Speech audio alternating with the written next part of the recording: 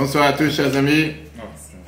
Nous sommes en plein mois de Pessah, en plein mois de Nissan, mois de la délivrance, mois dans lequel on n'a que de bonnes nouvelles. On dit que Nissan fait allusion à des miracles. Et c'est pour ça qu'aujourd'hui, on ne va pas parler de la paracha comme chaque semaine. On va parler sur la fête de Pessah. Et la question qu'on va demander aujourd'hui, c'est la question la plus directe. Pourquoi tromper quand il n'y a pas besoin? Qu'est-ce que vous pensez de la question? Pour celui qui a entendu. Pourquoi tromper quand il n'y a pas besoin? Pourquoi c'est ça de tromper? Pourquoi on ne peut pas être droit? Pourquoi on doit vendre des bêtises? Dis les choses claires. Pourquoi tu dois tourner autour du pot, comme on dit? Parce que pourquoi tu ne veux pas dire les choses claires? Et on va voir ce rapport avec ce qui s'est passé à Pessah. Pourquoi on devait passer par un vice? Pas dire les choses officiellement, de peur que, tout celui qui connaît un peu l'histoire, parce qu'on sait très bien que le soir de Pessah, on a le devoir de raconter l'histoire du Seder. On sait très bien que Moshe, il n'est pas parti dire à Pharaon, il n'a pas dit, laisse-moi sortir, laisse-nous sortir, le peuple juif doit sortir d'Égypte. Qu'est-ce qu'il a dit? Qu'est-ce qu'il a dit comme argument pour pouvoir faire sortir le peuple juif? Il a dit, laisse-nous servir notre Dieu dans le désert pendant 3 jours. Bravo. Il a dit, laisse-nous partir pendant... Laisse-nous, ça c'était la bouffe. Ok, laisse-nous partir pendant... pas dit un mot. Laisse-nous partir pendant 3 jours. Maintenant, moi, je te demande la question. Est-ce que ça s'appelle pas un mensonge? Est-ce que ça, c'était pas un mensonge? Clairement, est-ce que ça, c'était pas un mensonge? Tu veux pas être droit, tu dois être tordu, tu dois dire les choses... Dis les choses claires, dis les choses droites. C'est comme si, ça a l'air, que si jamais c'est venu dire à Pharaon, on doit partir d'Égypte, on doit sortir d'Égypte, parce que Dieu a décidé que c'est arrivé le moment qu'on doit sortir d'Égypte. Pharaon leur a dit non, je te laisse pas. Et alors? Il vient de recevoir 10 plaies sur la tête, il vient de recevoir 10 coups. Tu penses que une en plus n'aurait pas fait la différence? Plus que ça, on va voir, on va rentrer dans plus de détails. On sait très bien que pendant la soirée de Pessah, on dit sans arrêt que Dieu nous a fait sortir Beyad Rama, Bizora de Tuya, avec une main forte, avec une main haute. En 2 mots, que Dieu est passé parmi les maisons égyptiennes, qu'il y a eu la mort des premiers-nés. Bref, on peut croire que c'était vraiment la victoire en gloire. On va voir que dans la paracha, on te dit qu'Ibaracham, le peuple s'est enfui. Si c'est toute une victoire et c'est toute une gloire, on ne s'enfuit pas. Si tu as vraiment raison, tu n'as pas besoin de t'enfuir, tu peux sortir la tête haute. Tu n'as pas besoin de t'enfuir comme si un voleur au milieu de la nuit. Mis à part le fait que c'est vrai que ça s'est passé au milieu de la nuit. Donc il y a plusieurs questions qui dérangent. Et c'est comme je dis, comme le cours que j'ai donné cet après-midi, on a parlé sur les explications du Rabbi sur la Haggadah, le 8e cours. Les cours précédents, c'était les années précédentes, c'est très très riche et on peut voir le replay sur etora.fr ainsi que sur l'application. Parce qu'on lit la Haggadah tous les ans. Et c'est vrai qu'à un moment, les gens ils se fatiguent. C'est toujours le même rituel, toujours les mêmes abamers, toujours les mêmes matzot. Mais quand tu comprends ce que tu fais, tu comprends le sens qu'il y a derrière chaque paragraphe, c'est que c'est totalement différent. Et donc exactement la même chose avec ce point ici, que c'est un point central, un point qui dérange. Est-ce qu'on n'est pas parti comme des voleurs? Est-ce qu'on n'est pas parti en cachette? Est-ce qu'on n'est pas parti en train de s'enfuir? Est-ce qu'on n'est pas parti avec la couverture d'un mensonge? Monsieur. Et pour ça que j'ai dit, le thème aujourd'hui c'est pourquoi tromper quand on peut être droit? Vraiment, Moshe avait peur de Pharaon, qu'est-ce qui se passe? Le 19 décembre 84, Yuli Edelstein, qui est aujourd'hui un membre de la Knesset, il était sorti de 3 mois où il était au mitar. Tout celui qui fréquente la prison, c'est quoi le mitar? Celui qui n'a pas trop fréquenté, qu'un jour quand il sera en prison, il saura c'est quoi. C'est quoi le mitar? L'isolement. C'est l'isolement. L'isolement. L'endroit où quelqu'un ne peut pas faire. On voit que tu as eu des séjours, comme on dit. On dit que l'isolement, c'est quoi le mitar? C'est le fait que quelqu'un qui s'est mal comporté, etc., qu'il est mis à l'écart, mais le mitar en Russie, ça n'a rien à voir avec le mitar aujourd'hui, dans les 4 coins du monde, d'accord? Bref, il a été amené en jugement. C'était quoi l'accusation centrale? Le fait qu'il avait de la drogue sur lui. Ça n'a pas changé, mais ça c'était en 84 en Russie. La réalité, elle est que c'était le fait que c'était un sioniste et qu'il enseignait des cours d'hébreu en Russie. Et ça l'a dérangé. Il y avait beaucoup d'hommes de sécurité dans le tribunal pour ne laisser aucune place à aucun journaliste et aucun ami. C'était fait à la russe, comme on dit, c'était bien organisé. Il n'y avait que sa femme et sa mère qui ont réussi à pénétrer dans l'enceinte du tribunal. C'était quoi la sentence? 3 ans de travaux forcés en Sibérie. Pour avoir tenu de la drogue. Imagine-toi qu'aujourd'hui, tu aurais donné ça à tous ceux qui tiennent de la drogue.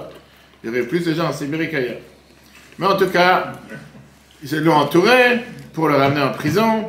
mais il a réussi de demander une question à sa femme, en passant par la porte, etc., avec sa femme qui était à côté, même pas le temps de se dire bonjour, au revoir, il a posé une question. Il n'a pas vu sa femme depuis des mois, il ne savait pas quand est-ce qu'il allait la voir, mais qu'est-ce qui lui dérangeait, c'était une chose. Quelle chose il lui dérangeait?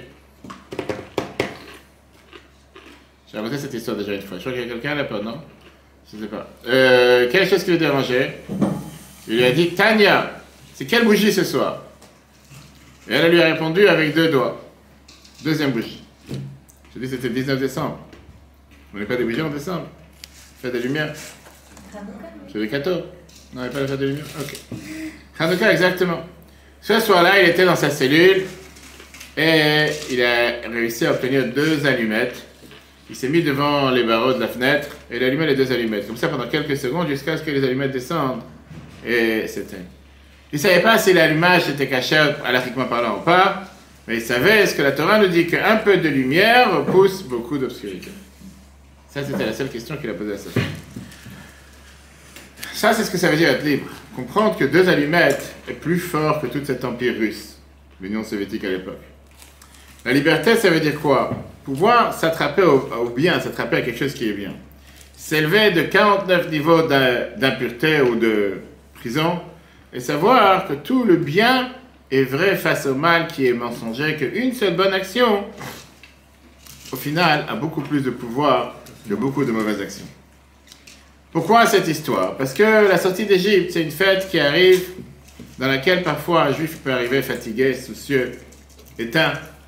Comme je disais tout à l'heure, c'est le téléphone qu'on m'a appelé, oui, tout ce qui se passe, les gens vont savoir. Alors que le meilleur moyen de se réveiller, c'est de présenter 2 allumettes. D'essayer de faire quelque chose que tu n'as pas encore fait. Et savoir que de faire quelque chose, un sacrifice, comme la vidéo TikTok d'hier soir, pas sur le compte de l'autre, sur ton compte, ça peut aider à sortir de toutes les barrières. Mais non. Pour comprendre ça, pour répondre d'abord à la question qu'on a demandée tout à l'heure, c'est une question qui, on va dire, fait basculer, fait trembler toute la base de l'histoire même de la sortie d'Égypte qu'on raconte aux enfants depuis les jardins d'enfants. Pourquoi on a dû s'enfuir d'Égypte? Pourquoi on a dû s'enfuir avec une tromperie, avec un mensonge, avec une fraude? Pourquoi on n'a pas pu le faire? Comment ça se peut que Dieu ne nous a pas fait sortir d'Égypte, vraiment comme on le dit, avec une main forte, avec gloire? On s'est enfui, clairement. Pourquoi Dieu a dit à Moshe de demander à Pharaon qu'on veut partir pour 3 jours? Et il n'a pas une fois dit la vérité, on veut sortir de ce pays, on ne va plus jamais revenir. C'est un billet aller simple, c'est pas un billet aller-retour. Pourquoi pas dire les choses clairement? Pourquoi avoir dit un mensonge alors qu'on aurait pu dire les choses claires? Rachab et Shalaf nous racontent les premiers jours qu'ils sont partis après la sortie d'Égypte. Les envoyés de Pharaon, ils voyaient de loin, ils avaient les drones à l'époque, les plus grands drones sophistiqués, ils ont vu ce qui se passe avec le peuple juif. Et le 3e jour, ils attendaient que le peuple juif revienne. Et ils ont compris tout d'un coup qu'ils se sont fait avoir. Ils vont voir Pharaon. On va dans les chiffres 1, celui qui a la feuille si vous voulez suivre. Ça Fabrice la feuille, donne à Laurence si elle veut. Vous avez la feuille ici en face. Qu'est-ce que c'est écrit? Chapitre 14, verset 5. Vayugad le melech Mitzrayim ki baracham. On a fait savoir au roi d'Égypte que le peuple s'est enfui. Ils se sont dit, qu'est-ce qu'on a fait? Qu'on a renvoyé le peuple, nos esclaves. On a perdu ici une manne financière énormément importante, des centaines de milliers d'esclaves qui travaillaient pour nous gratuitement. Tout d'un coup, on s'en débarrassait. Et donc, la question, elle est, qui s'est enfui?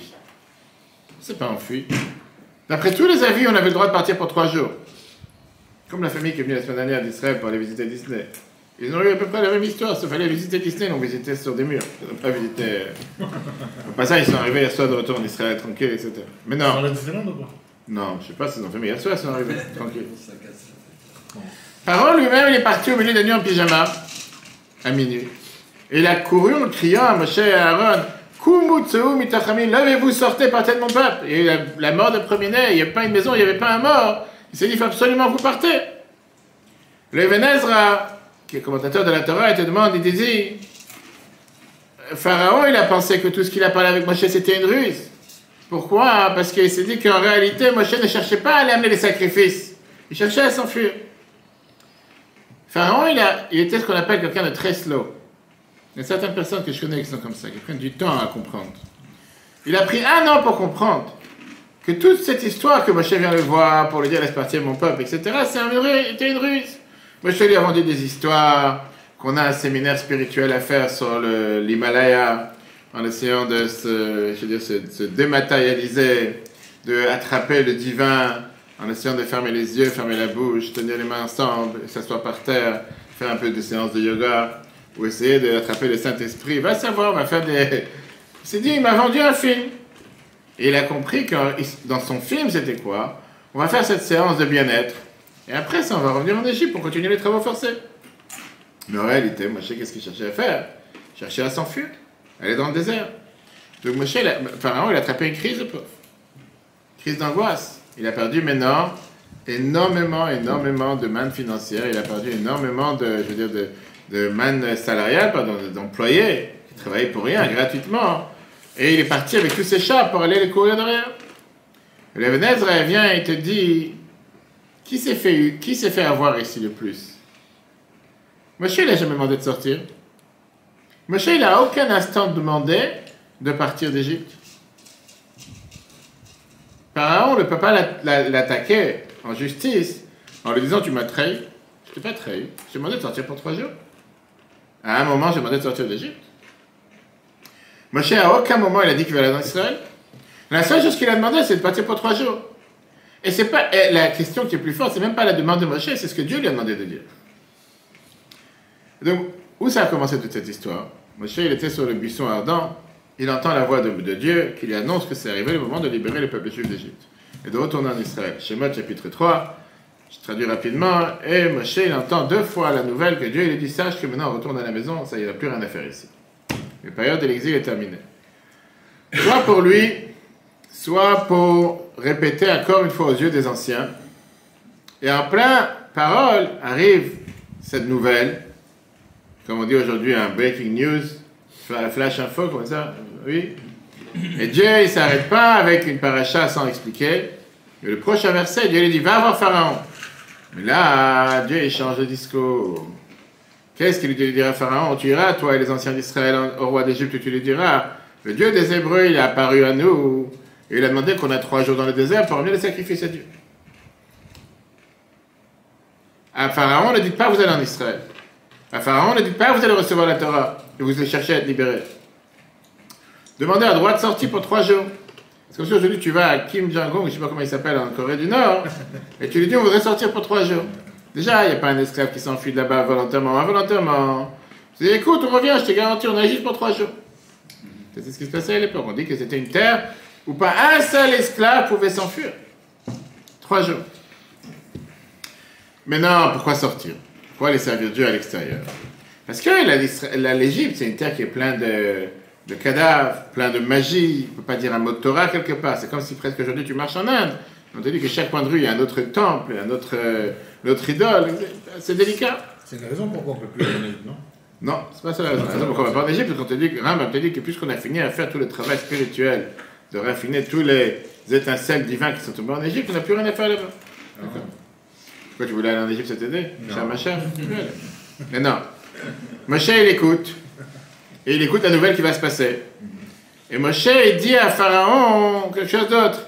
Ça va, on dit dans le chapitre Shemot, chapitre 5, Moshe et Aaron sont venus, ils ont dit à Pharaon, comme à Hachem, Israël, ainsi Dieu, il a dit, le roi des Juifs, renvoie mon peuple qui puisse fêter pour moi dans le désert. On va marcher pendant 3 jours dans le désert, on va amener les sacrifices pour Dieu. Après chaque plaie, qu'est-ce que Moshe dit à Pharaon? Shalach et ami veyavdouni, renvoie mon peuple qu'il me serve. On parle bien sûr de ces sacrifices de 3 jours. Donc à la place de sortir avec orgueil et de casser totalement cette idole ou cette mauvaise force qui était l'Égypte, on est sorti comme de malheureux qui cherchent à s'enfuir et qui demandent pitié sur leur vie. Demande 3 jours de sortir.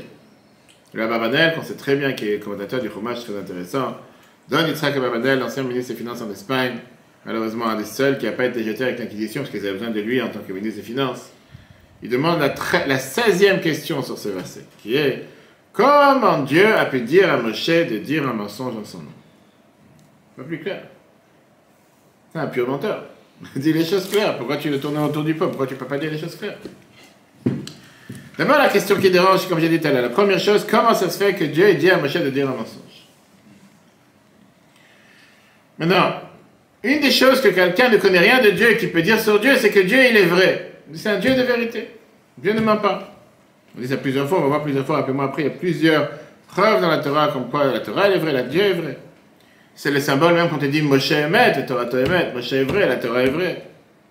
La Torah, elle t'interdit de mentir. La Torah te dit que tout ce que Dieu nous ordonne de faire, lui, il fait aussi. Si Dieu t'a dit t'as pas le droit de mentir, Dieu aussi, il ment pas. Et là, apparemment, c'est une faille dans l'histoire, on va dire. Et la question, elle est, excusez-moi encore une fois, c'est pourquoi mentir? Qu'est-ce que tu gagnes en mentant ici? Si tu avais un besoin de changer de la vérité, parce que sans ça, tu peux pas l'avoir, comme on a déjà vu une histoire dans la Torah précédemment, qui était avec qui? Qui a changé la vérité? Zéro. On voit que, hein? Bravo, voilà quelqu'un qui réfléchit. Avec Yaakov et Esav. Et Yaakov, soi-disant, il est venu prendre des bénédictions avec ruse. C'est l'histoire. Il est venu prendre des bénédictions avec ruse de son frère. Et même ça, c'était pas un mensonge, que c'était destiné à lui, ça fallait pas de cette manière. Il les a reconnus, de toute façon. Pourquoi c'était pas avec une ruse? Parce qu'au final, c'était lui qui était devenu le premier-né. L'autre, pour un plat de lentilles, lui a vendu son droit d'aînesse. Mais il a pas avoué, il a pas accepté. Mais peu importe. Disons que c'était une ruse, d'accord? Mais là, on parle de Dieu. Là, on parle de Dieu. Dieu, il était censé, il a dit qu'il allait les faire sortir avec une main forte, avec une main élevée. Ça, c'est ce que le Rhin nous demande. Est-ce que vraiment la main de Dieu est courte pour rabaisser, pour affaiblir Pharaon encore une fois de plus? Il a déjà donné 10 coups sur la tête. C'est pas la fin du monde, on peut lui dire, ou tu les fais sortir éternellement. Et si tu ne les fais pas sortir éternellement, tu vas recevoir encore un coup. Ce qu'il y a. Il a dit que ça n'a pas suffi. Pourquoi il fallait à chaque fois tourner la tête? La Noazaka dans le Tanya, chapitre 31, il te dit qu'a priori, qu'est-ce que ça veut dire dans le verset qui baracha, le peuple s'est enfui? Pourquoi il fallait s'enfuir? Est-ce que tu penses que s'il aurait dit à Pharaon depuis le départ, on veut partir éternellement, tous ensemble, peu importe, on ne revient plus, il ne les aurait pas envoyés. Il aurait reçu les mêmes 10 coups. Et à la fin, les mêmes 10 coups, il l'aurait laissé sortir. Là, c'est comme si on s'est battu pour quelque chose de faux, qu'au final, on l'a trompé. Pas juste. Maintenant, on est bien obligé de dire que ça, c'est ce qu'on emploie aujourd'hui pour pouvoir... après, rappelez-moi, je vais raconter une histoire avec une jeune fille à ça. Un échange, je lui ai dit, il faut avoir d'humour dans la vie. Pas de dire que Moshe, il a menti. Moshe, il n'a pas menti. Comme j'ai dit tout à l'heure. À aucun instant, Moshe a dit qu'il revient en Égypte. Il n'a pas dit qu'on part éternellement. Ça, c'est toute la nuance. Quand on dit plusieurs fois dans la Torah, on dit qu'on n'a pas le droit de mentir, mais tu n'as pas non plus une obligation de dire toute la vérité. Ça ne peut pas mentir. Il a dit une demi-vérité. Une demi-vérité qui peut parfois paraître comme, on va dire, tromper ou parfois, je veux dire, ne pas dire les choses telles qu'elles sont. Dis les choses claires. Pourquoi tu dis on va partir pour 3 jours si tu sais que tu ne pars pas plus? C'est comme des fois quelqu'un va demander à un prof est-ce qu'il peut sortir de la classe ou il peut avoir un jour de vacances en plus. Parce que je sais pas, en réalité, il n'est pas intéressé à revenir. Mais il fait croire qu'il va revenir. Donc, non, je veux juste savoir parce que je suis fatigué, j'ai un jour de vacances. Quand les gens aujourd'hui ils s'amusent parfois avec les patrons, etc., ils disent qu'ils sont fatigués, qu'ils ont des migraines, etc., alors qu'en vérité, ils veulent aller en vacances à Dubaï, je sais pas quoi. Pour ça, ils disent qu'ils sont fatigués. Je ne dirai pas les noms. Mais c'est comme ça se passe. Donc comment ça se fait qu'il a dit qu'il est parti pour 3 jours? D'accord? Maintenant, une fois qu'ils vont prendre, une fois qu'il est parti, une fois qu'il va accepter qu'il est parti pour 3 jours, après il va dire, ok, encore 3 jours, encore 3 jours. Jusqu'à ce qu'au final, il va faire des prolongements, des prolongations. Comme ça arrive dans des matchs des fois, d'accord? Pharaon, qu'est-ce qu'il a compris, Pharaon? Pharaon, il a compris qu'il revienne après 3 jours, il n'a pas compris autre chose. C'est ce qu'il a compris. Il y a une autre règle dans la halakha. Tu as le droit de tromper un trompeur. Tu as le droit de ruser un ruseur. Tu n'as pas affaire avec quelqu'un de droit ici. Qu'est-ce que tu vas jouer le droit avec quelqu'un qui est tordu? Quelqu'un qui a menti 1001 fois. Quelqu'un qui s'est amusé 2001 fois. Donc il ne faut pas s'étonner que c'est le langage qu'il comprend. C'est le langage que tu vas parler avec lui. Tout ce qu'il a fait avec le peuple juif, c'était une ruse. Torah nous dit qu'est-ce qu'il les avait travaillé avec des travaux forcés. Farer qui veut dire avec travaux forcés. C'était Perach avec une bouche tendre. Au départ, il leur a dit, moi je vous aidais, moi je fais des briques avec vous. Après, il a même payé chaque bloc qu'ils ont construit, chaque brique, avec tout l'argent qu'il fallait. Après qu'il a vu comment ils sont capables de travailler. Il a dit, quoi, je suis bête à payer pour des gens qui savent travailler sans payer. Et après, il a doublé le montant. Et ça, c'est d'ailleurs une des raisons pourquoi la Torah nous dit qu'on a l'habitude de prendre le soin du seder, les herbes amères pour le maror, la romaine. Pourquoi les herbes amères et pas un radis? Quelle est la raison? On explique ça chaque année. quoi les herbes amères? Pourquoi on ne prend pas des carottes blanches? Comme j'ai pris une fois, j'avais pas d'herbes amères, j'avais pas de réfort, je suis parti dans le marché, c'était en Russie, j'avais pas trouvé, je savais pas comment expliquer. On donnait des carottes blanches, je te garantis qu'il n'y avait pas plus amer que ça. Mais peu importe, en général, on te dit qu'on prend des herbes amères. Pourquoi les herbes amères? Quel symbole? Que leur vie était amère, quoi. Enfin, dure. Les herbes amères, c'est amer? Très dur. Les herbes amères, c'est amer, je te demande. La romaine, c'est amer ou c'est pas amer? T'as déjà mangé de la romaine dans ta vie? C'est amer? Alors? Alors? C'est amer? Non. Pourquoi tu appelles ça des herbes amères? C'est encore une ruse. Moi non plus. C'est pour ça que je te demande la question. Pour ça, je te demande la question. Pourquoi on prend des herbes amères? C'est ça tous les ans en plus. Le problème, c'est que il va faire s'en rappeler. Ah oui, le problème c'est que tu as déjà bu 3 verres de vin avant et 2 verres de vin après, et le temps que tu arrives à tailler les herbes amères, tu n'en fais plus ce que tu es en train de faire. D'accord? Chas en hébreu, les herbes amères, c'est quoi le problème des herbes amères? On te dit qu'au départ, elle est douce. Et tout le temps qu'elle est dans la terre, elle est douce. Et plus ça reste dans la terre, plus ça devient amer. La partie qui reste dans la terre. C'est le début, il est doux, et la fin, il est amer. Et donc, ça ressemble à la façon dont Pharaon, il s'est comporté avec le peuple juif. Au départ, c'était avec des paroles de douceur, mais en réalité, c'était pour les faire souffrir. Donc au passage, c'est une parenthèse, que quand tu as affaire avec un truand, c'est pas à la fin du monde si tu vas lui parler en son langage. Ça ne veut pas dire qu'il faut aussi agir comme un truand, mais si on peut comprendre ce qui s'est passé. J'ai dit tout à l'heure, la question qui dérange, c'est une question générale. Pourquoi on a besoin d'avoir tout ça? Pourquoi on doit se tromper quand il n'y a pas besoin? Et pourquoi on devait s'enfuir? Pourquoi? Et j'allais dire plus que ça. Ici, ça a l'air qu'on était en train de rabaisser qu'est-ce qui est la gloire de Dieu. C'est Dieu n'est pas capable d'affronter Pharaon. Seulement si tu vas lui tourner la tête, sinon tu vas lui passer par une ruse. Deuxième question qui dérange. Ça va? C'est quoi la question? Tu te rappelles? Je suis en train d'écrire. J'ai compris, là tu as oublié déjà. Okay. Deuxième question qui dérange. C'est très bien qu'on n'arrête pas de dire dans la Torah comme quoi ils se sont enfuis d'Égypte. Et on n'arrête pas de faire accent. Et d'ailleurs, ça revient à ce qu'on va se passer dans une semaine, le soir du Seder. Pourquoi on ne mange pas des moufletotes ou des pitotes? Pourquoi on mange la matzah? C'est quoi l'idée de la matzah? Ça n'a pas eu le temps de lever. Le pain Pas le temps de lever. Le pain n'a pas eu le temps de lever. Mais non, parce qu'on n'arrête pas de dire, parce qu'ils sont partis en urgence, ils sont partis avec... Ok. La Torah te dit, a priori, ça a l'air, quand tu lis l'histoire, tu racontes aux enfants, à qui que ce soit, qu'il fallait sortir en stress. Il fallait sortir en panique. C'est quand quelqu'un, il y a un feu derrière, il faut courir, il faut s'enfuir. En règle générale, quelqu'un qui va manger, d'abord, il enlève les manteaux. Quelqu'un de normal, on enlève les manteaux en général. Il enlève ses chaussures, il va mettre des crocs, il va mettre des pantoufles. Il va enlever les habits avec lesquels il vient de l'extérieur. Il va être plus à l'aise pour pouvoir s'asseoir manger. Là, ça a l'air que Dieu il dit au peuple juif de faire tout le contraire. Avant que les murailles de l'Égypte vont trembler, il y aura la mort des premiers-nés, vous devez manger le sacrifice de l'année pascale avec stress et rapidité. Mais toi, tu manges de la viande, elle n'est pas cuite, grillée, tu prends des morceaux, tu dois avaler, tu avales des travers, va savoir ce qui peut leur arriver. Si c'est pas, tu manges un morceau de gâteau, c'est des morceaux de viande, des grillades. Ok. Après, ça fallait avoir dit les ceintures attachées, les chaussures attachées aux pieds, le bâton sur la main, ce qu'on raconte dans la Haggadah, le bâton sur l'épaule avec lequel on sort. Comme un prisonnier qui attrape encore un sandwich avant de s'enfuir de la prison en plein milieu de la nuit, parce que de peur qu'il va rater le moment où le gardien il est encore en train de dormir et il s'est dit si je sors dans 2 minutes, je ne vais plus pouvoir sortir. C'est ce qu'on vient de voir dans le Chumash Shemot, chiffre 2, chapitre 12, verset 11. Et la Torah te dit c'est comme ça que vous mangerez le sacrifice de l'agneau pascal, avec la ceinture attachée, les chaussures dans les pieds, les bâtons dans les mains, et vous le mangerez bechipazon. Bechipazon, ça veut dire en rapidité. Pesach ou Hashem. Ça, c'est la manière comment on est devenu libre. Rashi te dit, qu'est-ce que ça veut dire, Motnechem Chagurim? Vous êtes prêts à marcher. J'allais dire, c'est presque comme les pompiers dans les casernes, ou presque comme, je sais pas, tous ceux qui sont aujourd'hui, qui savent que chaque instant ils peuvent être appelés à l'appel, et eux-mêmes, j'allais te dire, ils ne sont pas tout le temps avec leur tenue. Ils ont la tenue de côté. Dès qu'il y a la lampe qui sonne, ils ont en général 1 minute, je ne sais pas le nombre de secondes qu'ils ont, pour s'habiller rapidement, et ils courent comme ça dans le camion, ils commencent à... parce qu'il y a une urgence. Mais ça va, ils sont en détente quand ils sont à l'intérieur. Ils ne sont pas avec les casques, etc.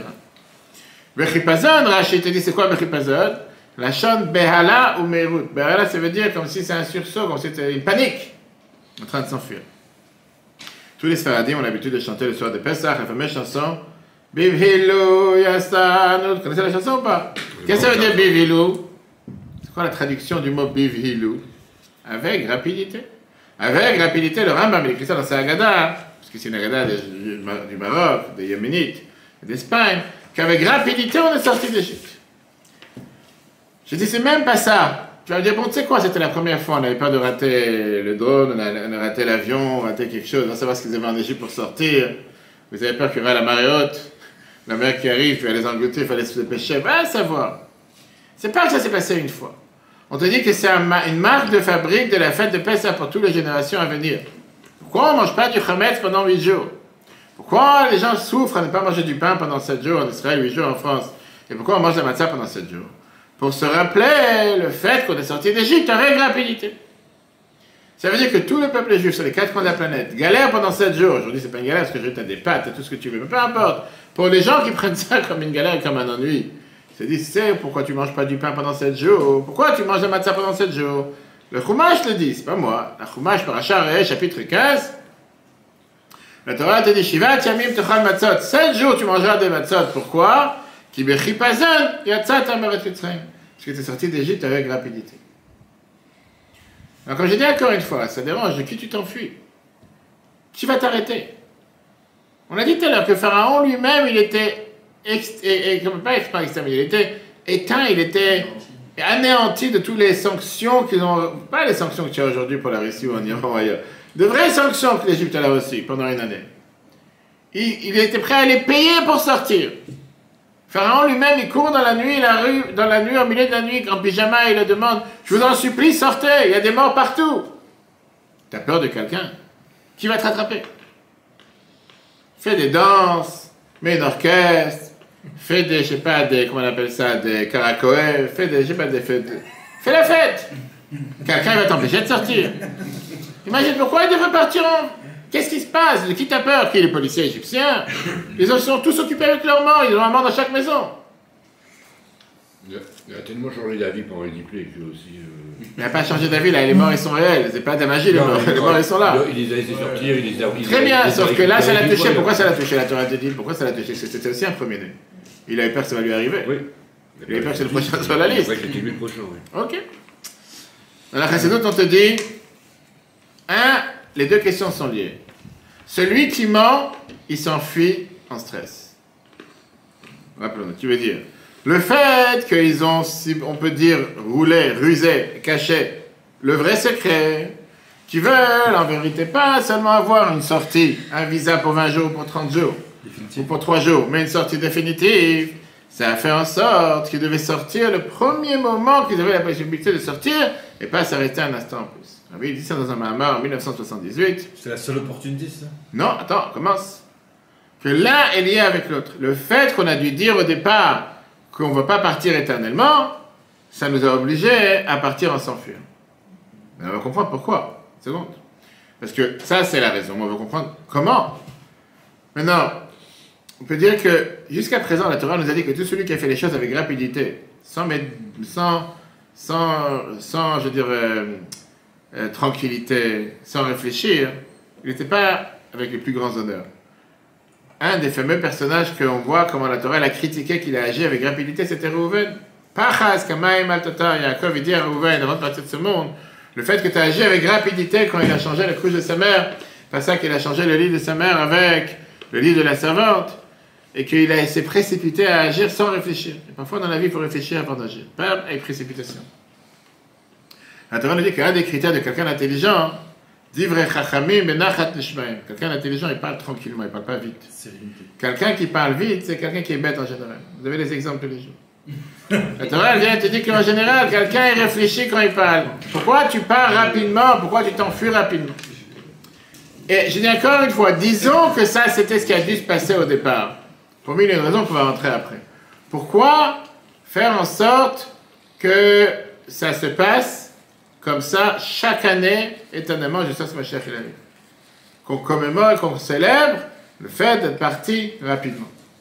La première fois, comme j'ai dit tout à l'heure, il y a plusieurs millions de personnes qui doivent partir. On ne sait pas qu'est-ce qui va passer jusqu'au matin. Peut-être qu'il y aura des missiles du côté de la Russie ou de Bélarus. Ça va d'où ça va tomber. Il faut partir, il faut se dépêcher. Il y a beaucoup de monde à partir. Les enfants, ils sont encore en train de dormir. Mille et une choses, très bien. Disons, la première fois, on peut comprendre. Je pas dit que... Mais pourquoi continuer les années à venir, jusqu'à aujourd'hui?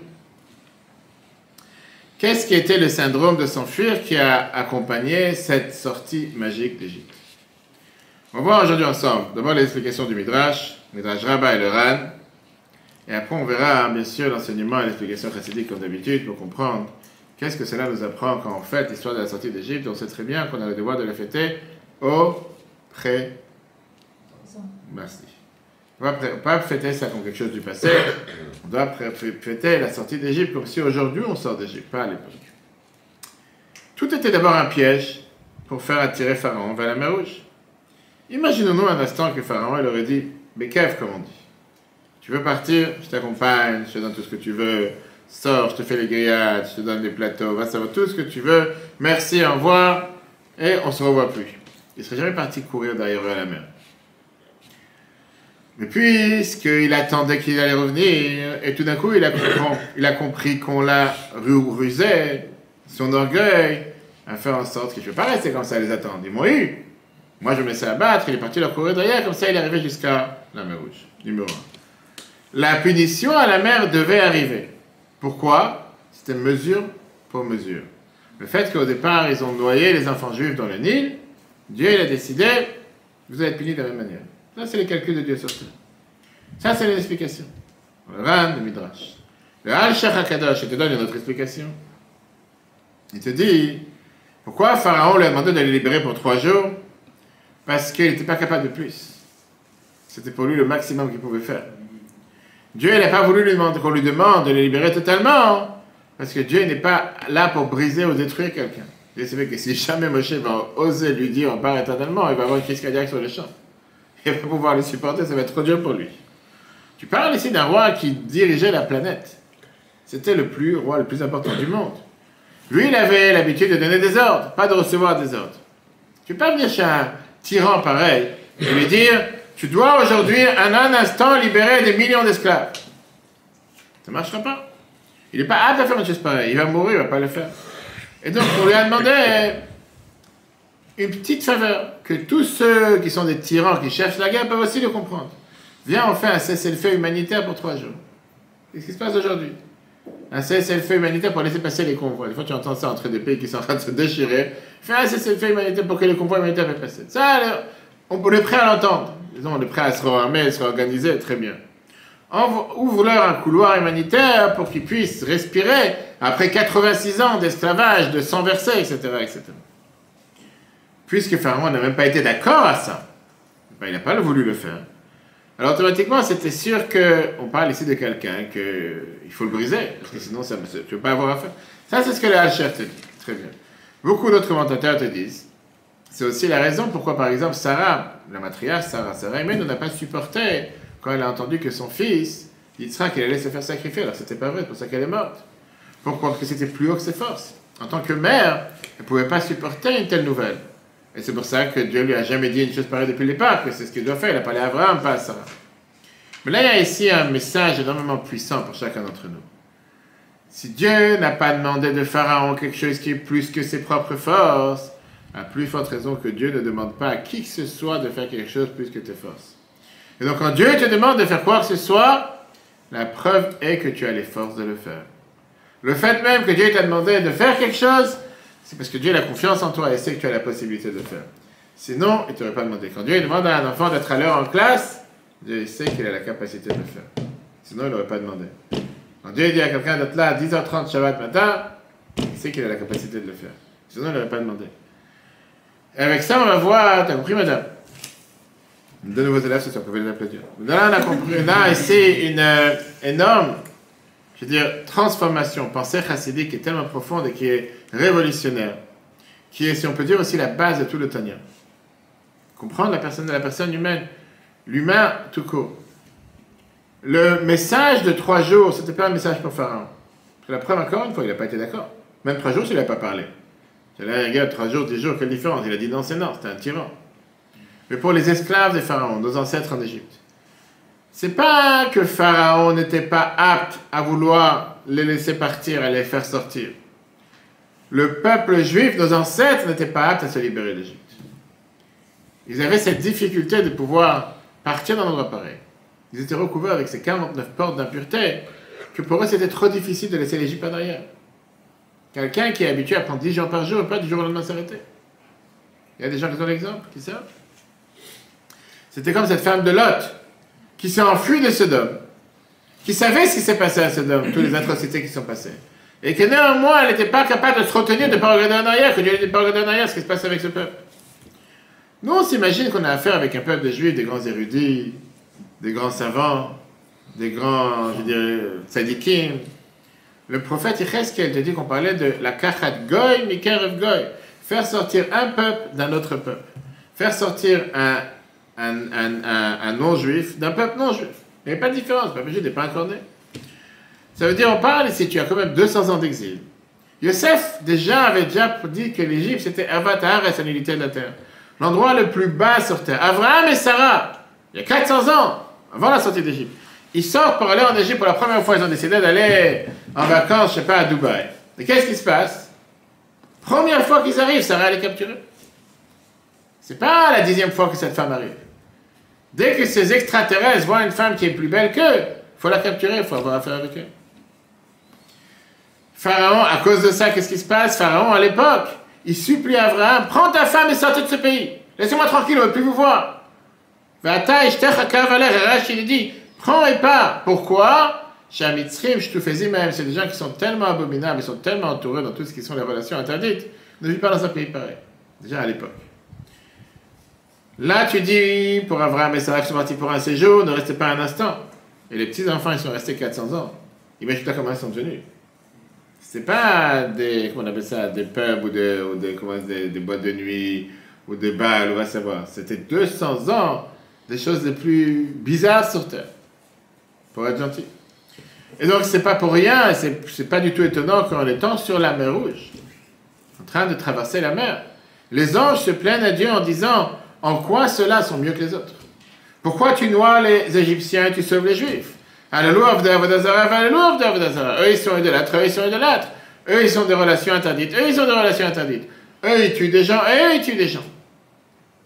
Là, pour répondre à cet argument, Dieu il a eu cette solution exceptionnelle. Il faut savoir voler la liberté et sortir pour 3 jours. Donc, quand il a empêtré dans 49 niveaux d'impureté, il doit attraper la 50e porte avant qu'il va être totalement englouti et sortir pour 3 jours. Dieu dit, ne vous émotionnez pas de tout ce qui est cette obscurité. Toute cette obscurité, ce manque de lumière, c'est quelque chose qu'avec une allumette, une étincelle, elle peut être chassée. La Gemara nous raconte une histoire qui est très intéressante, que la profondeur de cette histoire, c'est pas comme on appelle une histoire qui est avec un happy ending, c'est une bonne fin. Mais Rabbi Amram Chassid, c'était quelqu'un de très pieux. C'est quelqu'un qui n'avait rien à faire avec tout ce qui sont les mauvais penchants, les mauvaises forces. Une fois, il y a eu dans la ville un groupe de voyous, de bandits, de kidnappeurs qui sont passés. Qu'ils ont amené avec eux, ils avaient avec eux tout un groupe de filles, de jeunes filles juives qu'ils ont capturées, prisonnières. Les gens de la communauté ils ont essayé de tout faire pour les racheter, la rançon. Et ils les ont placés dans la maison de Rabbi Amram, le chassid. Ils se sont dit que là-bas, personne ne va fauter avec eux. Et pour enlever même encore une fois le crainte de pouvoir faire une faute, ils ont enlevé, à l'époque, il y avait comme des marches qui allaient vers les combles, la lit qui était en haut. Et c'était des marches très très lourdes, des échelles très très lourdes, qu'il fallait 10 personnes pour bouger cette marche. Une fois, une jeune fille est passée dans le 2e étage, et la lumière du soleil l'a éclairée. Abraham, il s'est dit, telle belle fille, quoi, je ne vais pas avoir affaire avec elle. C'est un marade raconte. Et il a essayé de bouger les marches qu'il y avait, qu'il faut 10 personnes pour les bouger pour monter en haut. Et il s'est dit, oui, non, jusqu'à ce qu'il est monté à la moitié de l'échelle, à la moitié des marches. Et tout d'un coup, il a commencé à crier, il y a le feu dans la maison de Rav Amram. Les élèves sont venus et ils l'ont sauvé de ne pas pouvoir monter, de ne pas pouvoir fauter. Quelle est l'idée derrière? Il n'a pas trouvé les forces lui-même de pouvoir s'enfuir du mal. C'était trop dur pour lui. À part la seule étincelle juive qu'il y avait à l'intérieur de lui, il se disait, rendez-moi service, sauvez-moi.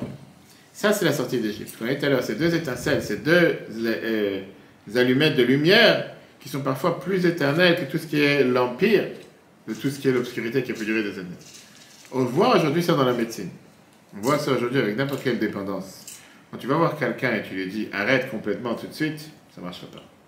Quand tu lui dis, tu sais quoi, viens avec moi, je te promets, je vais t'en donner 1 par heure, 1 par jour, ce soit un verre d'alcool, que ce soit une drogue, quoi que ce soit. Du jour au lendemain, tout arrêter, ce sera très difficile pour la personne. Il ne va pas t'écouter. Quand tu lui dis, viens, je vais te soigner, je vais te donner à manger, je vais m'occuper de toi, tu vas aussi avoir de quoi ce que tu avais au départ. Petit à petit, il va apprendre à réduire la dose. Tu sais ce qu'il va s'en séparer. Mais de faire un changement radical, tu vois, je sais de quoi je parle, non? Par contre, quand tu fais un changement radical du début à la fin, c'est pas quelque chose qui va marcher. Leur dire de laisser tomber ces 49 portes d'impureté, ce pays où ils ont vécu pendant 200 ans, où il y a eu tellement d'idolâtrie, de relations internes, ils vont pas pouvoir s'en séparer du jour au lendemain. C'est ce que le Tanya nous dit, comme on l'a vu dans le chapitre précédent. Viens la Noazakan et te dit, tu sais quoi? Ça résume le combat que nous avons chacun d'entre nous sur terre. Ça, c'est le combat de ce qu'on appelle le Benoni, la personne intermédiaire. Ne t'émouvois pas, ne sois pas affaibli par le combat que tu dois faire tous les jours. C'est pas grave si tu dois faire un combat. Ça, c'est ton travail quotidien de sortir à nouveau chaque jour d'Égypte. Et le meilleur moyen de pouvoir s'en sortir, c'est de demander 3 jours. Va pas chercher la lune, tu vas pas la voir. Va pas chercher la perfection. Le perfectionnisme ne marche pas. Monsieur JC. On revient à ce qu'on a dit hier. La Torah vient et te dit, ça ne sert à rien de chercher la perfection. On a parlé de ça Shabbat aussi. Ton devoir, c'est chaque jour de vouloir chasser l'obscurité avec encore un point de lumière. Et donc, le fait d'être parti rapidement pendant 3 jours, c'était ce qui a transformé 3335 ans jusqu'à présent. Et c'est ce qui a fait en sorte qu'au final, nous sommes toujours présents cette année pour raconter l'histoire. Parce que nous sommes sortis au départ pour 3 jours. Si on est dû sortir pour totalement, on va savoir si on serait sorti. C'est-à-dire comme on a mis écrit ça dans une merveilleuse lettre, et il répond à la question pourquoi il fallait partir rapidement. Une merveilleuse lettre, chaque année, Rabbi avait l'habitude d'envoyer des lettres à tous les peuples juifs partout où ils se trouvent pour l'occasion de tous les fêtes, avec un message universel pour tous les peuples juifs qui étaient en anglais, en yiddish, en hébreu, dans tous les journaux, etc. Et là, c'est une lettre que Rabbi a écrite pour le mois de Nissan en 1963. Kivan Shegi a Aket, puisque c'est arrivé le moment de sortir d'Égypte, c'est arrivé le moment apte à sortir de cette impureté d'Égypte, à se libérer de là-bas. Asur lachmit cette izamnut afilu kerefayim.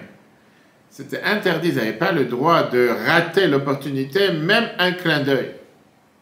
Chaque jour à nouveau, c'était le moment qui arrivait, qui est un moment apte pour écouter encore une fois ce cri d'appel pour faire la Torah et les mitzvot. Mais tu as malheureusement parfois des gens qui repoussent cette opportunité pour les jours de Rosh Hashanah Kippour, pour Shabbat, pour les fêtes. Rabbi te dit, Dieu il t'appelle tous les jours. Tu as un appel tous les matins, tu t'es réveillé ce matin. Rappelez-moi après le 3e point, j'étais 2 points, je vais vous répondre après le cours. Le 3e point de mon rendez-vous que j'ai eu ce samedi soir. Dieu t'a réveillé ce matin. Première des choses, dis merci. Dieu ne te doit rien. Saute de joie. Après, commence pas à dire qu'est-ce que j'ai besoin. Demande-toi pourquoi Dieu m'a réveillé, pour quel but il m'a réveillé aujourd'hui. Pourquoi il a besoin de moi. Pourquoi il ne pouvait pas faire en sorte que le monde existe sans moi aujourd'hui. Pourquoi il a décidé que le monde devait exister avec moi. Il y a certainement une mission, il y a certainement quelque chose que je dois faire. Yaakov Frank, c'est un juif qui était très âgé, qui vivait de nombreuses années comme grand rabbin de la communauté de Petah Tikva.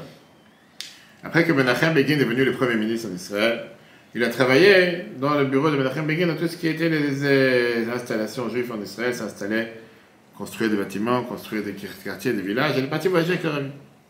Le rabbi lui a demandé est-ce que tu as un rapport, est-ce que tu as un lien familial avec le grand rabbin Frank qui était le rabbin de Jérusalem jusqu'en 1961 et des anciens de la génération précédente. Il a dit oui, je suis son petit-fils. Et j'avais un lien avec lui pendant 30 ans. Le rabbi lui a dit raconte-moi un peu tes histoires sur ton grand-père. Il a dit je vais raconter une histoire. Il y a 100 ans, il y a un jeune élève américain qui a appris à la yeshiva de Hebron, qui juste quand il était encore dans la ville de Hebron. Son père, c'était un grand activiste en Amérique. Et lui et sa mère, ils ont craint qu'est-ce que ça veut dire que mon fils va aller habiter dans une ville qui est mélangée avec des juifs et des arabes. C'est pas forcément les meilleurs amis qui sont là-bas. Beaucoup de terroristes qui sont présents. Il y a eu malheureusement le pogrom à Hebron en 1929. Et donc, ils ont demandé aux dirigeants de la yeshiva, à leur rabbin, de renvoyer le fils au retour en Amérique. Mais lui, il s'est dit, comment je vais l'envoyer en Amérique? Il n'y a pas d'études, il n'y a pas d'école rabbinique, école talmudique, qu'est-ce qu'il va faire spirituellement? Le rabbin, il est parti voir le grand rabbin Frank, qui écrit aux parents et qui les calme, qui les tranquillise. Ne t'inquiète pas, tout va bien se passer. Il a promis aux parents que moi, je suis responsable pour ce jeune enfant.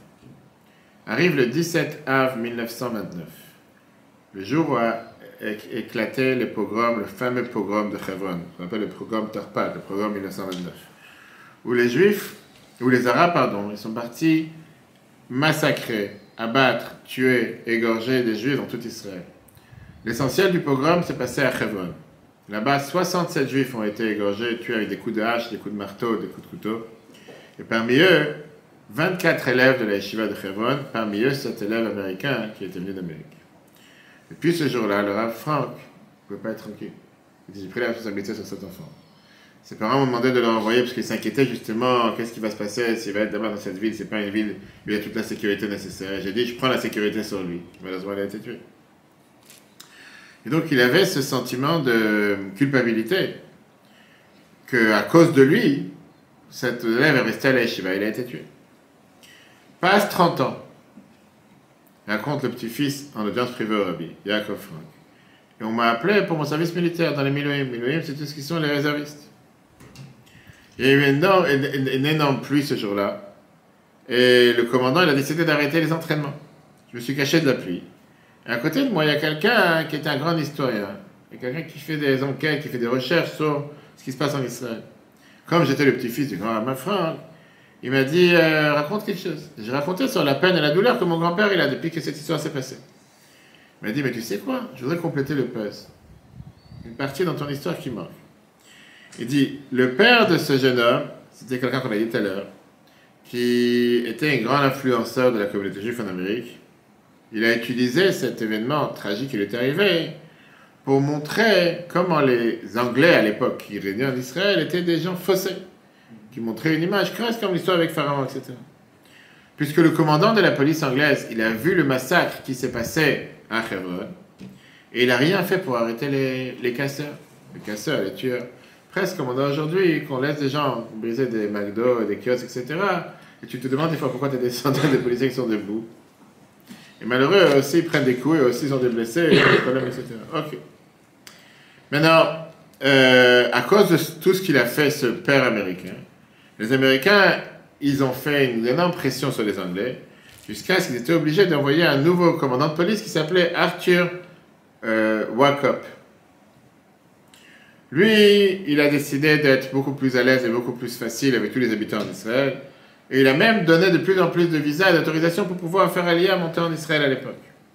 Comme ça, on a ouvert les ports d'Israël pour tous ceux qui sont arrivés de Pologne, qui sont partis en 1929, d'accord? Qui sont partis avant que la guerre commence et leur ville a été sauvée de la Shoah. Et comme ça, il y a eu beaucoup plus de force après pour se battre contre des ennemis au début de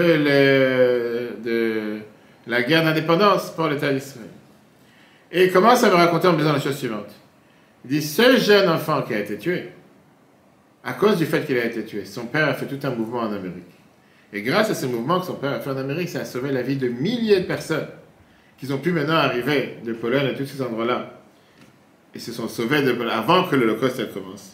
Et c'est eux qui après ont pu sauver des milliers et des milliers de Juifs qui étaient en Israël avec la guerre d'indépendance. En deux mots, s'il n'y aurait pas eu cette histoire, on va savoir si le père aurait pu remuer et faire de la propagande, pas de la propagande, faire de la... d'avertir les Américains sur ce qui se passe avec les Anglais. Et peut-être qu'il n'y aurait jamais eu cette ouverture, et ces milliers de Juifs n'auraient jamais été sauvés. Il dit, quand j'ai entendu cette histoire, le petit-fils il raconte, je me suis dépêché pour aller raconter ça au Rav Frank. Je suis parti d'armée, j'ai dit, je vais aller à Jérusalem le soir. Ma femme m'a dit, quoi ça sert? De toute façon, chez moi, tu vas aller à Jérusalem, pourquoi tu vas aller ce soir? Mais quand je savais la douleur que mon grand-père il avait, j'ai décidé d'aller le voir à Jérusalem. Mon père, le grand-père, il lui dit, avec des larmes, il lui dit la phrase suivante. Je valorise énormément le fait que tu t'es précipité pour me raconter, tu n'as pas attendu jusqu'à Shabbat. Shabbat matin, le 21 Kislev 1961, je vais comme d'habitude à la maison de mon grand-père à Jérusalem. Ma sœur m'attendait à la porte en me disant que le grand-père est décédé juste avant. Si j'avais attendu jusqu'à Shabbat pour le dire, j'aurais pas pu le raconter. Ça, c'est ce que ce petit-fils raconte au Rabbi en audience privée. Le Rabbi termine. Le Rabbi entend cette histoire, le Rabbi dit la phrase suivante. Ça, c'est ce que j'ai l'habitude de toujours dire. La valeur d'une bonne action est tellement puissante qu'on n'a pas le droit de reporter au lendemain. Quand tu remets le puzzle, etc. en entier. Qui veut dire, dans cette lettre en 1963, l'arbitre dit, le moment est venu qu'on peut sortir d'Égypte. Commence pas à rêver. Tu vas faire un selfie un autre jour. Prends tes bagages et sors. Enfuis-toi rapide. T'as plus rien à faire ici. C'est comme si quelqu'un qui sort maintenant de prison et dit, Qu'est-ce qui fait beau? L'air fraîche. Je sors dehors. J'ai commencé à faire des selfies avec les gars de la prison. J'ai commencé à faire des selfies avec les voitures. Tu penses vraiment? Quelqu'un qui sort, il sait que la première chose qui sort, il cherche à s'enfuir. Il cherche pas à rester, il cherche pas. Je préfère mettre tout ça par derrière. Le Tzemach qui te donne une manière pratique comment mettre ça en application. Il te dit comment tu peux contrôler, comment tu peux réussir à sortir d'Égypte. C'est pour ça que tu vas te focaliser sur les choses sur lesquelles tu as eu un contrôle. Tu n'as pas la possibilité de pouvoir changer ton cœur, changer ton âme, mais s'enfuir vers la liberté commence par ça que tu peux contrôler. En 2 mots, tu as la possibilité de faire une bonne nouvelle action, une mitzvah, une étude de la Torah, te renforcer avec une bonne parole et une bonne pensée. Ça, c'est une étape vers la sortie d'Égypte. Il y a des fois des gens qui disent à partir d'aujourd'hui, chaque Shabbat, je vais prier pendant 2 heures. Il ne fallait même pas le dire. Parce que ça ne va pas marcher. À partir d'aujourd'hui, je ne vais plus dormir quand le Rav va faire son discours à Bama. Je ne vais plus m'endormir. Ça ne marchera pas. Il y a des gens qui attendent que le discours pour pouvoir dormir. Par contre, si tu dis, je ne vais pas m'endormir tout de suite, je vais m'endormir après les premiers 5-10 minutes, ça risque de marcher. Et ça, une fois, tu vas voir. C'est pas ça qui te dit la phrase suivante. Tu dis s'enfuir, c'est commencer par un petit pas, un petit geste. Rappelez-nous ce qu'on a dit tout à l'heure. Avec les 3 jours. Si Moshe serait venu, il aurait fait ce qu'on appelle une annonce bombastique, comment il dit ça, une annonce qui est comment on dit ça en français, mirobolante, merci. Donc vous savez, demain vous êtes libres éternellement, il n'y a plus d'Égypte, il n'y a plus d'esclavage, il n'y a plus de tout ça. C'est fini. Tu parles à un peuple qui depuis 200 ans, donc 86 ans de travaux forcés, à quoi tu parles? Il comprend, il n'entend même pas ce que tu dis. Comme je dis tout à l'heure, c'est pas par rapport à Pharaon, on oublie Pharaon maintenant. C'est par rapport au peuple juif, nos ancêtres qui étaient en Égypte. Quand Moshe vient et dit, on va partir pour 3 jours. En 2 mots, ils n'ont pas peur de tout perdre, tout le confort, tout le bien-être, ou on va dire toute cette, ce monde dans lequel ils ont été empêtrés, ils ont grandi, c'était leur quotidien. Ils ne vont pas s'en sortir. 3 jours, ok, c'est pas dans 3 jours on revient. Et c'est la même manière que la Moïse t'explique comment on doit combattre le mauvais penchant dans le Tanya. Dire au mauvais penchant, à partir d'aujourd'hui je t'écoute plus, c'est très bien que c'est pas vrai. Mais si tu lui dis, tu sais quoi, donne-moi 10 minutes dans laquelle je peux me concentrer dans la prière, tu auras ces 10 minutes. Parce qu'il sait que c'est que 10 minutes. Si tu lui dis non, toute la prière, t'es humain, c'est pas la force des choses, tu vas pas pouvoir te concentrer. Pareil avec n'importe quelle mitzvah que quelqu'un veut faire. C'est la raison pour laquelle certains ont l'habitude à la fin du Seder de Pessah de voler la ficomane. Même si le rabbi est contre, le rabbi te dit que ça veut dire d'habituer un enfant depuis un bas âge à aller voler quelque chose. Au départ, au début du Seder, pendant Yachat, on coupe la ficomane en deux, on le cache. Et les enfants, ils vont prendre la ficomane, ils ne vont pas le rendre avant qu'on va leur donner une promesse, qu'ils vont leur donner un cadeau. Chez Chabad, il n'y a pas cette coutume. Mais cette coutume, elle existe. Et c'est écrit dans l'Almara Psachim, page 109. Chotfim matzah. Pourquoi on demande aux enfants de voler la ficomane? Comme ça, on les garde réveillés jusqu'à la fin du Seder. L'idée, c'est qu'ils vont attendre la fin du Seder pour qu'on leur demande de voler la ficomane. Et là, ils vont dire, ah, si tu veux que je t'avance, on va me donner un cadeau. Et comme ça, ils vont rester réveillés. D'accord. Donc, on fait un jeu avec les enfants pour qu'ils restent réveillés. Rabbi te demande, c'est quoi? Quelle est l'idée derrière éduquer pour un vol? D'éduquer les enfants à voler? Est-ce qu'il n'y a pas un autre moyen de faire en sorte que les enfants ils restent réveillés sans leur demander de voler la ficomane? Il y a des autres moyens. Je peux leur dire, celui qui reste réveillé jusqu'à la fin du Seder, il va avoir un cadeau. Il est obligé de passer par un vol. Et c'est pour ça que, comme j'ai dit tout à l'heure, beaucoup des grands du peuple juif, inclus les rabbins Chabad, ont annulé cette coutume. Mais c'est écrit dans les livres depuis des centaines d'années. Alors, qu'est-ce qui se cache derrière? Et la réponse, elle est, après ce qu'on a dit d'après la Moïse dans le Tanya, que le fait de sortir d'Égypte, on doit se rappeler qu'on est sorti comme des voleurs. On a volé la vie de Pharaon? Oui, on ne lui a pas dit la vérité, on lui a dit qu'on sortira pour 3 jours. Mais plus que ça, on s'est volé de soi-même. Qui veut dire, on a volé ce passage, cette dernière lumière, ce dernier espoir qu'on avait dans l'Égypte, avec toute cette tas d'impuretés qu'il y avait là-bas. On est parti dans ce long chemin. Après, on devait avoir 40 ans dans le désert pour changer la tête, le cœur. Et c'est comme ça qu'on est là aujourd'hui. Et après ça, on n'a pas oublié que quand Mashiach va venir, on te dit que ça sera tout à fait l'inverse. Quand Mashiach va venir, on ne va pas sortir avec rapidité, on ne va pas sortir en courant, mais Shuva benachat et on va sortir avec calme, tranquillité, parce qu'on aura déjà combattu toutes les forces du mal, c'est pas comme en Égypte. Mais au départ, tu te lèves le matin dans la journée, c'est bien sûr, c'est plus facile de rester au lit, de traîner, de prendre ton temps, de ne pas faire ce que tu as à faire. C'est toujours plus facile de rien faire que de faire. Mais si tu te dis, écoute, ça c'est ce que je dois faire maintenant. Je dis, avec le sport, c'est la même chose. Les premières 5 minutes, c'est toujours les plus dures. Tu es tellement fatigué, tu n'as pas envie de monter sur le, tu n'as pas envie de faire. Tu n'as pas la force aujourd'hui. Mais une fois que tu as commencé les premières 5 minutes, après c'est parti. Et c'est la même chose chaque chose. Combien on doit apprendre de ce message? Voilà, chers amis, pourquoi Moshe n'est pas parti dire au départ qu'il cherchait à faire partir éternellement, mais que 3 jours. Et pourquoi il fallait partir rapidement? Message énormément important pour la vie de chacun d'entre nous. Le cours en replay sur l'application eTorah, eTorah, sur Google et Apple, ainsi que sur le site eTorah.fr. N'oubliez pas qu'on doit vendre le Chametz avant Pessah. Les paniers de Pessah aussi, c'est important sur le site du Betrabat, qui est un essai pour toutes les nécessités, les matzot qu'on livre à tellement de personnes.